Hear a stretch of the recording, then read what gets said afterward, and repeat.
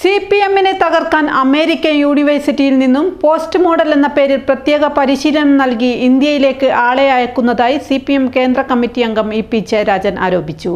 ഇതിന്റെ ഭാഗമായി വലതുപക്ഷ ശക്തികൾ മാധ്യമങ്ങളുടെ കൂട്ടുപിടിച്ച് തെറ്റായ പ്രചരണമാണ് നടത്തുന്നത്.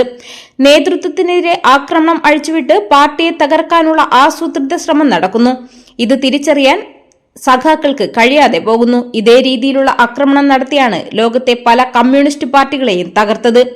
മാധ്യമങ്ങളെ പണം കൊടുത്ത് ആസൂത്രിതമായി ഉപയോഗിക്കുകയാണ്. ഇതിനെ പ്രതിരോധിക്കാൻ പാർട്ടി പ്രവർത്തകർ ഉണർന്ന് പ്രവർത്തിക്കണം. പാർട്ടിക്കകത്ത് വിമർശനങ്ങളാകാം, പക്ഷേ തെറ്റുകൾ ചൂണ്ടിക്കാണിക്കൽ എന്ന പേരിൽ വാർത്തകളുണ്ടാക്കി പ്രചരിപ്പിക്കുകയാണ്. സഖാക്കൾ തമ്മിൽ മാനസിക ഐക്യവും പൊരുത്തവും ഉണ്ടായാലേ ഈ പ്രതിസന്ധി മറികടക്കാനാകൂ. കണ്ണപുരത്ത് CPM പാപ്പിനിശ്ശേരി ഏരിയ സമ്മേളനം ഉദ്ഘാടനം ചെയ്ത് സംസാരിക്കുകയായിരുന്നു ജയരാജൻ.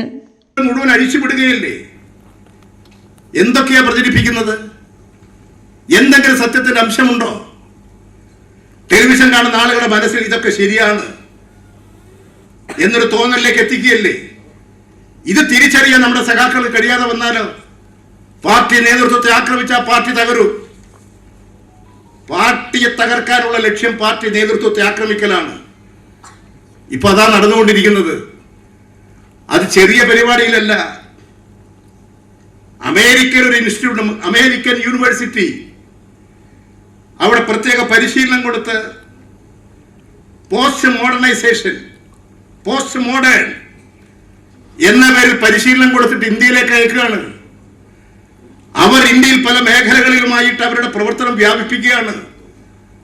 ആ പോസ്റ്റ് മോഡേണിന്റെ ഭാഗമായിട്ട് ഇവിടെ ഇപ്പൊ സംഭവിച്ചുകൊണ്ടിരിക്കുന്നത്, ഇവിടെ തകർക്കേണ്ടത് ഇടതുപക്ഷത്തെയാണ്, CPM-നെയാണ്.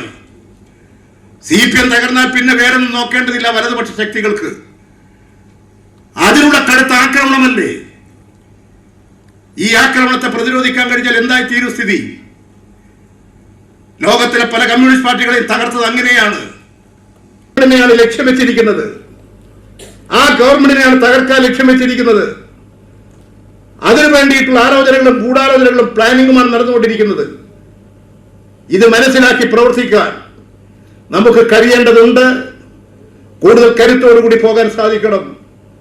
അതുകൊണ്ട് കമ്മ്യൂണിസ്റ്റ് പാർട്ടി മാർക്സിസ്റ്റുകാർക്ക് വേണ്ടിയിട്ടുള്ള കേരളത്തിന്റെ നിലനിൽപ്പിന് വേണ്ടി പ്രവർത്തിക്കുന്ന ഒരു പ്രസ്ഥാനമാണ്.